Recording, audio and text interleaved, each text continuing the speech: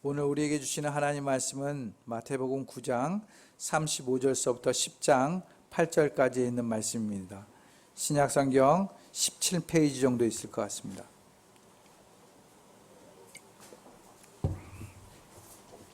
마태복음 9장 35절서부터 10장 8절까지 있는 말씀. 찾으셨으면 우리 같이 한 목소리로 봉독하겠습니다. 함께 봉독하실 때 주님의 음성을 들을 수 있길 바랍니다. 함께 봉독합니다. 예수께서는 모든 도시와 마을을 두루 다니면서 유대 사람의 여러 회당에서 가르치며 하늘나라의 복음을 선포하며 온갖 질병과 온갖 아픔을 고쳐주셨다. 예수께서 무리를 보시고 그들을 불쌍히 여기셨다.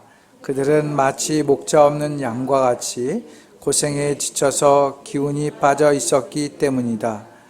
그래서 제자들에게 말씀하셨다.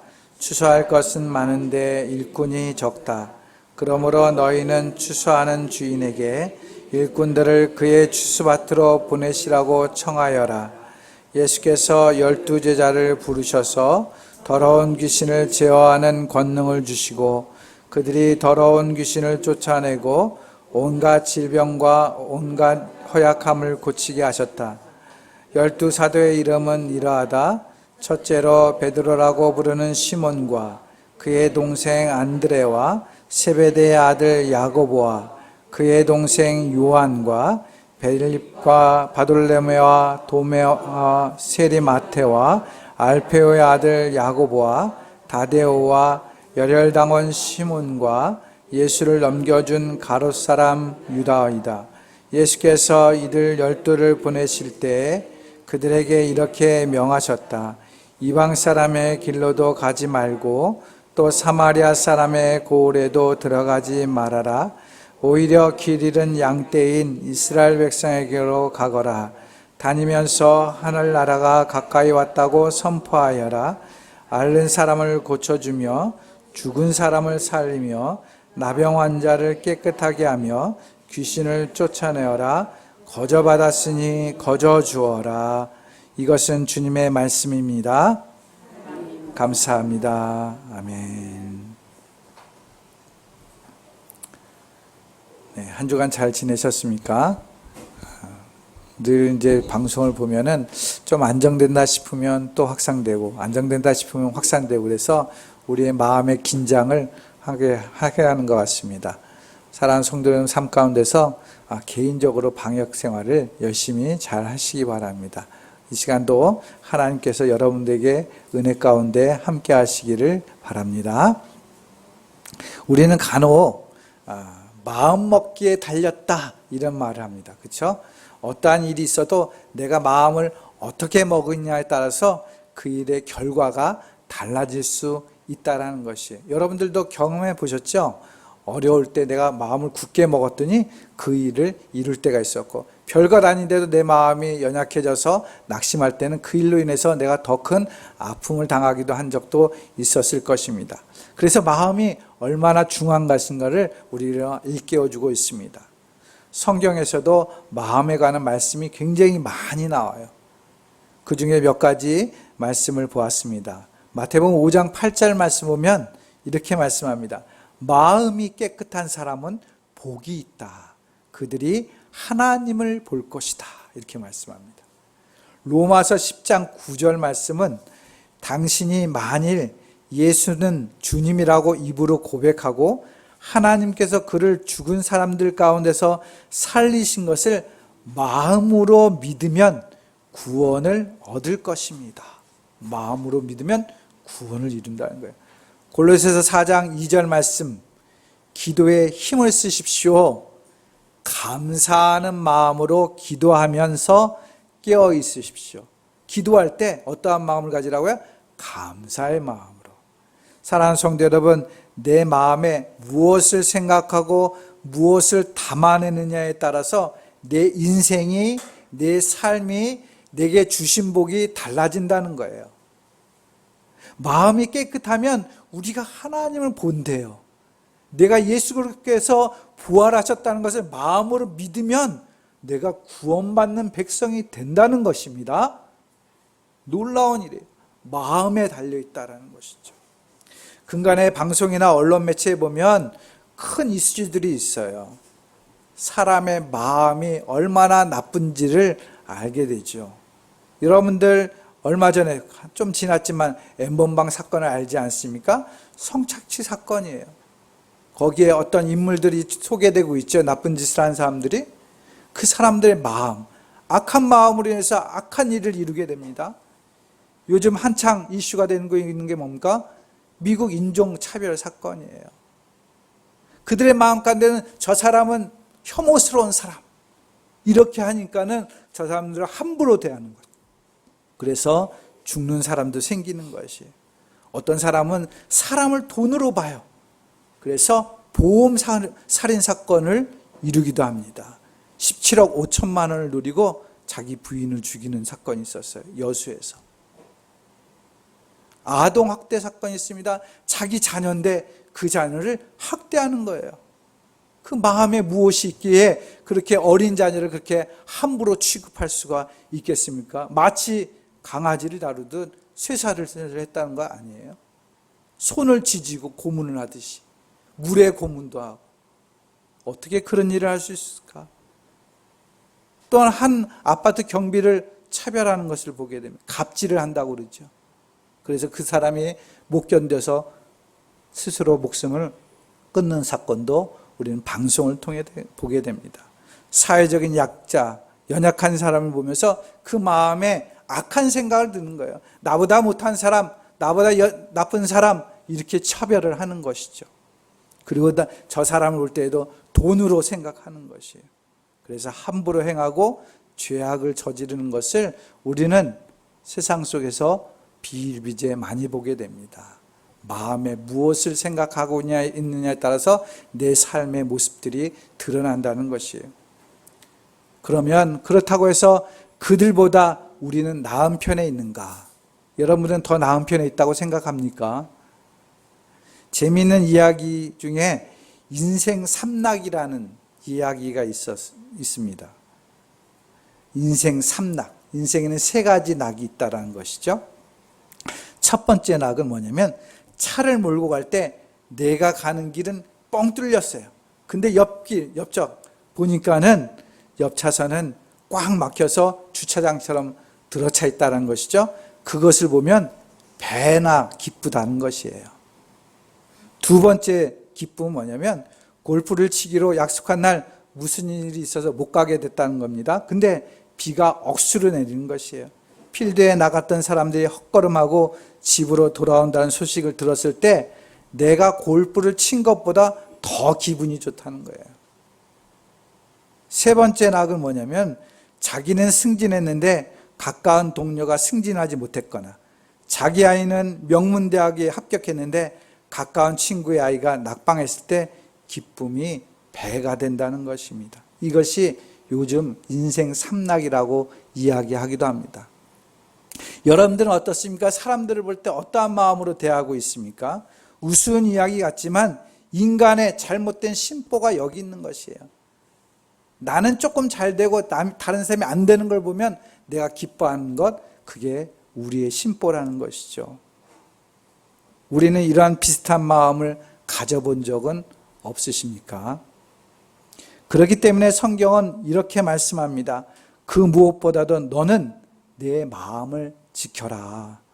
그 마음이 바로 생명의 근원이기 때문이다. 이렇게 우리에게 마음을 온전히 가질 것을 요청하고 있습니다. 마음이란 단어는 원래 헬라어로 카르디아라는 단어를 쓴다고 그래요. 카르디아.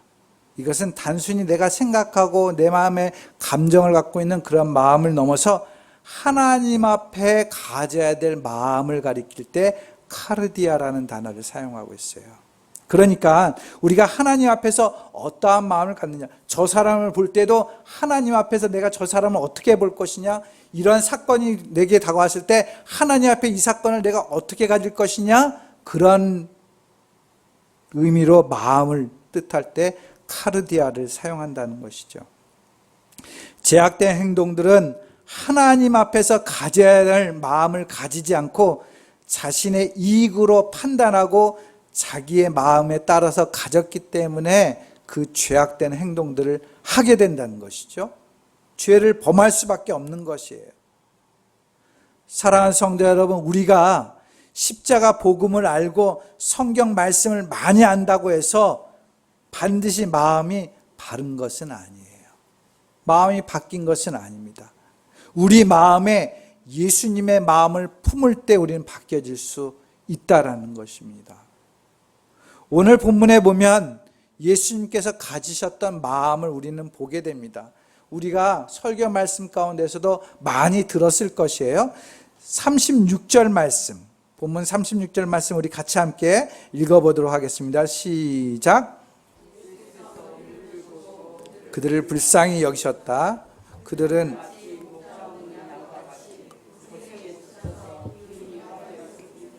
아멘. 예수님께서 세상에 오셔서 3년 동안 공생애를 가지셨어요. 복음을 전파하셨어요. 처음부터 마지막까지 사람들을 보실 때 어떠한 마음으로 보셨다고요? 불쌍히 여기는 마음을 보셨다는 거예요. 아비가 자식을 불쌍히 여김같이 예수님은 우리 죄인들을 보시고 불쌍히 여기셨어요. 복음서에 보면은 불쌍히 여기다, 민망히 여기다라는 말이 한 대략 12번 정도 복음서에 나온다고 합니다. 근데 이 불쌍히 여기다라는 말은 헬라어로 스프랑크니 조마이라는 단어를 써요. 스프랑크니 조마이. 이 단어를 쓴다고 해요. 이 말의 뜻은 고통을 함께 나눈다. 불쌍히 여기다라는 말이 고통을 함께 나눈다라는 뜻이라고 합니다. 근데 이 어원을 더 깊이 조사해 보면 내장, 내 속에 있는 내장, 창자가 뒤틀릴 정도로 움직인다라는 의미를 갖는 것이에요. 다시 말해서 상대방의 고통을 함께 나누고 싶은 마음이 들 정도로 그 사람에게 내 마음이 기울여졌는데 나중에는 불쌍히 여기는 마음이 너무 심해서 내 창자가, 내 내장이 뒤틀려서 아플 정도로 연민을 느끼는 것을 불쌍히 여긴다는 것이에요. 그러니까 예수님이 사람들을 볼 때 이 내장이 막 뒤틀리는 거예요. 너무도 불쌍해서 고통스러운 거예요. 그냥 단순히 불쌍하다 이런 정도가 아니라는 것이죠.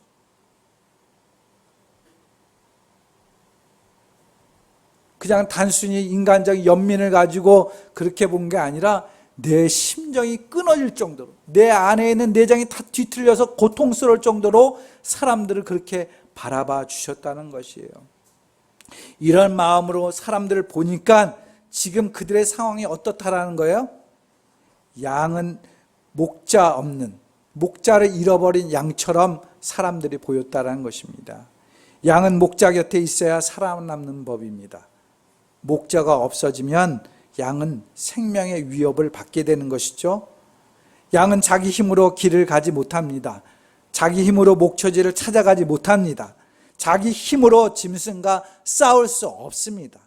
전적으로 목자의 보호를 받고 목자의 인도하심을 받아야 그 생명이 보호받을 수 있는 것이, 즉 사람들을 볼 때 그들이 목자가 없는 양이랑 뭔가 지금 생명이 위태롭게 보이고 있다라는 것입니다. 그들을 불쌍히 여기셨어요. 그래서 주님께서 하신 행동이 뭡니까? 그냥 마음으로만 불쌍히 여기셨습니까? 아니죠. 오늘 본문 35절 말씀에 보면 주님의 행동이 나오고 있어요. 어떻게 하셨습니까? 35절 같이 함께 읽겠습니다. 시작.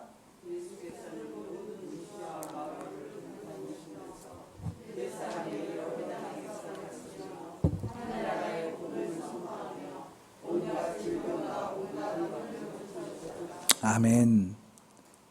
사람들이 너무 불쌍해 보이니까, 목자 없는 양같이 저들이 불쌍해 보이니까 온 동네를 두루 다니셨다는 거예요. 이리저리 미친 것처럼 돌아다니면서 그들에게 필요한 복음을 전하시고 또 하나님의 나라를 선포하시고 그들이 아프고 병든 것을 고쳐주시고 치료해 주셨다는 겁니다.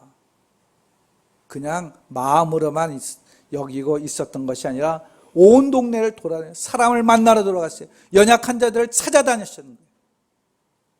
그 동네에 단 한 사람이 있어도 갔다는 거 아니겠습니까? 거라사의 광인, 미친 사람, 그 한 사람만 구출하고 살려주고 회복시켜주고 치료하고 돌아오셨어요. 그러한 마음으로 살아가셨던 것이에요. 그리고서 이렇게 전도하는 것으로 만족할 수가 없어서 탄식하셨다는 거 아닙니까? 어떻게 탄식하십니까? 37절에서 38절 말씀 보시면은 이렇게 되어 있습니다. 추수할 것은 많은데 일꾼이 적다. 그러므로 너희는 추수하는 주인에게 일꾼들을 그의 추수밭으로 보내시라고 청하여라 라고 말씀하고 있어요. 무슨 말씀하고 있어요? 아무리 해도 안 되겠구나. 구원할 사람은 너무 많은데, 목자 잃은 양떼처럼 헤매고 다니는 사람은 너무나 많은데 일손이 부족해. 일손이 부족해. 그러니까 일꾼들을 더 보내달라고 하나님께 기도해야겠어. 이렇게 이야기하는 것이죠. 애타는 마음으로 예수님께서 하시는 말씀이에요. 이것이 바로 예수님의 마음이고 하나님의 마음인 것이죠. 그리고 나서 10장에 넘어가자마자 행하신 일이 뭡니까? 오늘 본문 1절서부터 10장 1절서부터 4절에 있는 말씀 같이 함께 읽겠습니다. 시작.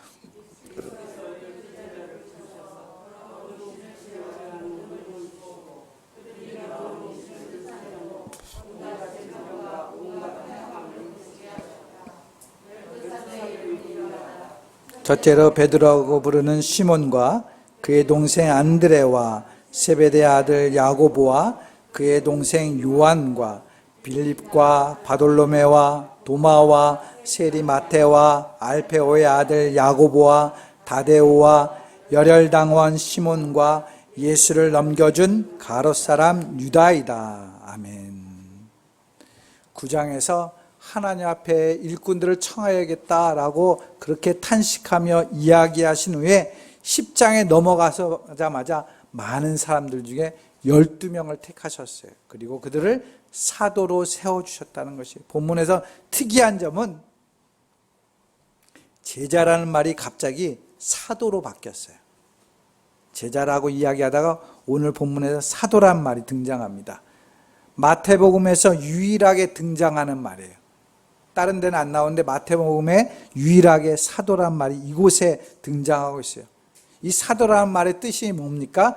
보냄을 받은 자라는 뜻이 있어요. 보냄을 받은 자. 초대교회에서는 이 사도란 말을 특별한 의미로 사용한 것이죠. 예수님께 부름받아 제자가 되고 예수님의 부활을 체험한 사람 중에 특별히 12를 선택하여 사도라고 부르게 됐어요. 초대교회. 마태가 제자를 사도로 부르게 된 이유는 뭡니까? 단순히 제자처럼 배우는 자가 아니라는 것입니다. 이제 파송을 받은 사명자라는 신분을 가졌기 때문에 사도라고 칭함을 하고 있다라는 것입니다. 즉 우리가 의사를 보면 그렇지 않습니까? 의사는 인턴 과정 있잖아요. 인턴 과정. 이제 제자라는 것은 한마디로 인턴이 끝났으니까 뭐가 되는 거예요? 레지던트가 되는 거예요. 이제 실습을 진짜 하고 수술을 하고 그렇게 하는 것이죠.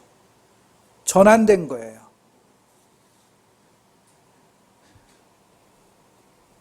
이것은 단지 사도만에 국한된 일이 아닌 겁니다. 12명에 국한된 것이 아니에요. 오늘날 예수 그리스도를 구주로 믿는 우리에게도 동일한 일입니다. 저와 여러분들을 주님께서 사도로 보냄을 받은 자로 삼아주셨다라는 것입니다. 여러분들 교회 다니는 횟수가 어느 정도 됩니까? 몇 년 됩니까? 꽤 되시죠? 인턴에서 레지던트 가는 동안에 몇 년 걸립니까? 몇 년 돼요? 한 2년 걸립니까? 2년 지난 다음에 레지던트 돼요. 2년만 되면 레지던트 되는 거예요. 2년 됐는데도 그 정도 안 되면 의사 이제 그만두는 거죠. 그렇죠? 우리는 교회 다니는 횟수가 아주 많은데 아직도 보냄을 받은 자가 안 되고 있어요. 안 되고 있어요. 이제 우리는 세상에 파송받은 사람으로서 살아가야 된다는 것이에요. 예수님과 동일한 일을 하도록 파송받았습니다. 그러므로 우리가 사람을 볼 때에 단순히 보아서는 안 되는 것이에요. 우리도 예수님 앞에 파송받은 사람이라면 내 마음에 어떤 마음이 있어야 돼요? 불쌍히 여기는 마음. 불쌍히 여기는. 진짜 무엇이 없어서 불쌍히 여기는 것이 아니라 그들의 영혼 한 사람 한 사람마다 주님 앞에 바르게 서 있지 않은 사람들을 본다면 불쌍히 여겨야 되는 것이. 그 마음을 품고 살아가는 것, 그것이 바로 사도와 같은 삶이다라는 것이죠. 맥도날드라는 유명한 목사님이 쓴 글에 의하면 이런 글이 있어요. 세상 사람들 일컬어 뱀의 눈빛 아래에 있는 삶을 살고 있는 사람이라는 표현을 쓴 바 있어요. 세상 사람들 할 때 뱀의 눈빛 아래 살고 있는 사람이라는 것이에요. 그리고 나서 간단한 실화 하나를 덧붙여 써놓았습니다. 진짜 이야기를 써놨는데 이런 이야기를 써놨습니다. 빌라스라는 수도사가 인도의 시골길에, 그 좁은 시골길에 자전거를 타고 가고 있었다는 것입니다.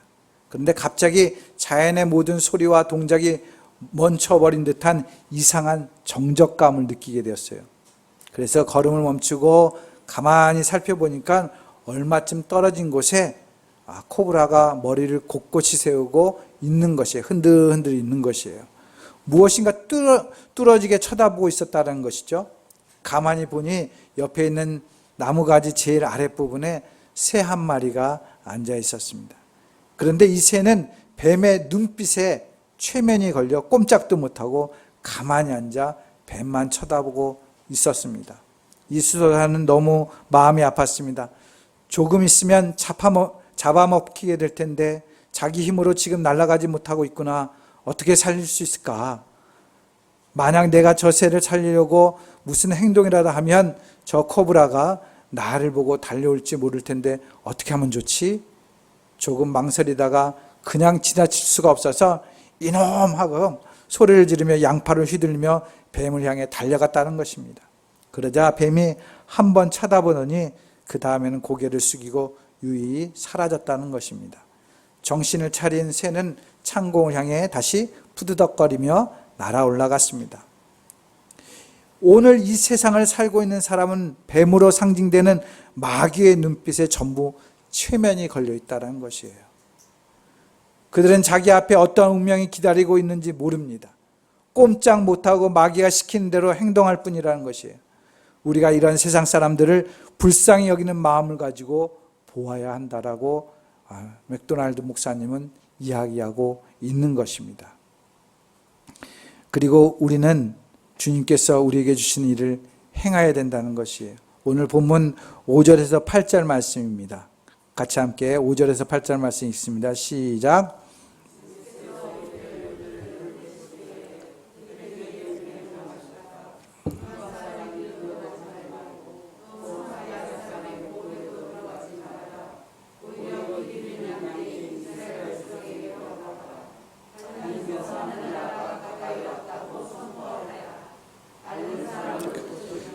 죽은 사람을 살리며 나병 환자를 깨끗하게 하며 귀신을 쫓아내어라. 거저 받았으니 거저 주어라. 아멘. 자, 우리도 마찬가지로 예수님께서 불쌍히 여기는 마음을 가졌듯이 그러한 마음을 가지고 어떻게 하라는 것입니까? 나가서 이제 그대로 행하라는 것이죠. 거저 받았으니 거저 주라고 이야기합니다. 이미 우리에게는 하나님께서 주신 은혜가 있다라는 것입니다. 하나님께서 주신 능력이 있다라는 것이에요.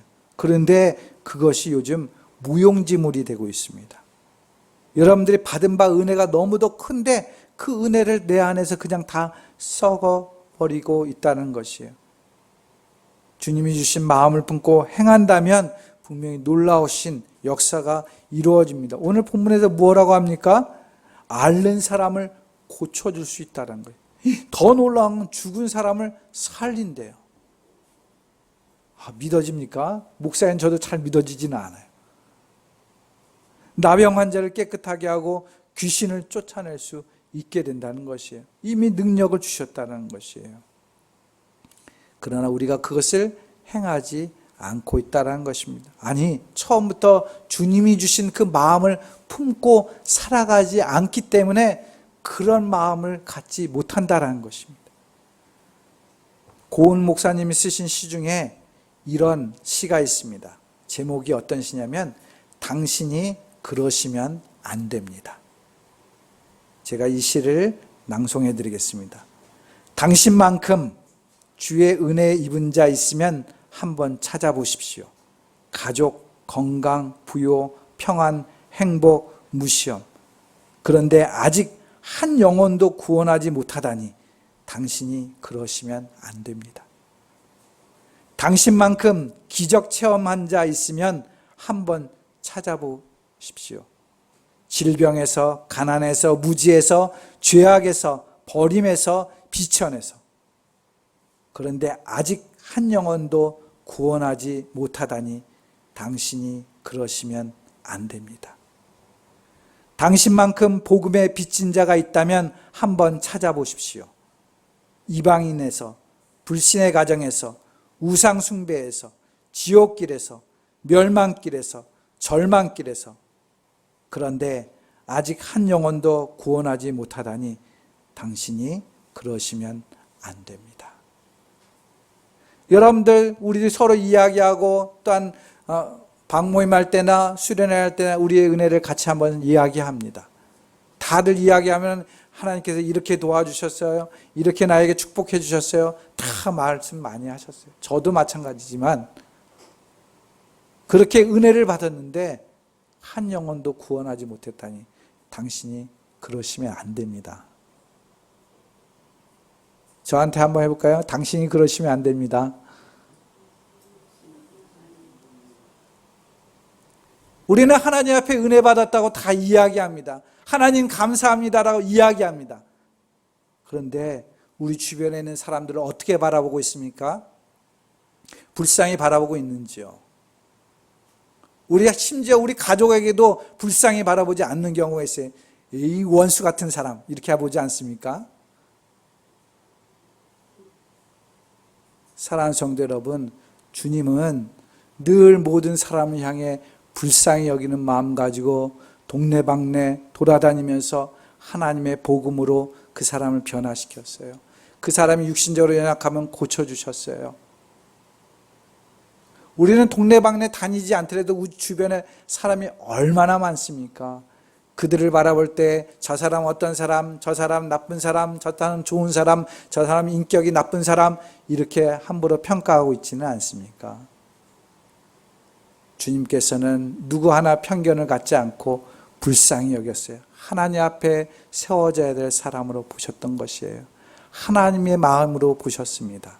우리도 이 땅에 살아가면서 우리의 가족이나 친족이나 또 이웃을 향해 그들을 향해 불쌍히 여기는 마음, 그들의 영혼을 구원하기 위한 마음을 가지고 살아갈 수 있길 바랍니다. 그래서 우리에게 주신 능력을 그들에게 나눠주고 베풀어 줌으로 해서 하나님의 놀라우신 은혜를 체험할 수 있는 우리 팔당의 성도 여러분들이 될 수 있기를 주님의 이름으로 축원드립니다. 기도하겠습니다. 사랑과 은혜가 많으신 아버지 하나님 감사합니다. 주님께서 이 땅에 오셔서 우리의 많은 사람들을 바라보시면서 안타까운 마음으로 불쌍한 마음으로 그들을 보셨습니다. 목자를 잃어버린 양의 모습처럼 이리저리 헤맬 수밖에 없는 그들의 모습을 보시면서 그들을 구원하고자 동네방네 돌아다니면서 주의 말씀을 전하시고 복음을 선포하시고 그들의 연약함을 치유하시고 고쳐주시는 성경의 말씀들을 우리가 보게 됩니다. 우리도 오늘날 이 시대를 살아가면서 그 주님의 마음, 불쌍히 여기는 마음, 긍휼히 여기는 마음을 우리도 우리 안에 하나님 채워넣게 하여 주시고 주님의 마음으로 우리 주변을 바라보게 하시고 그들의 영혼을 사랑하고 주께서 우리에게 주신 능력을 가지고 그들을 회복시키고 치유하고 고쳐나가는 그런 아름답고 복된 성도의 삶, 사도적인 삶을 살아가는 저희 모두가 될 수 있도록 인도하여 주시옵소서. 그래서 우리 팔당 공동체가 팔당 교회가 하나님이 살아 역사하는 교회로 하나님 믿음의 역사가 이루어지고 주의 생명이 구원받는 역사가 이루어지는 귀한 제단으로 인도하여 주시옵소서. 주께서 늘 함께해 주시기를 원하옵고 예수님의 이름으로 기도드립니다. 아멘.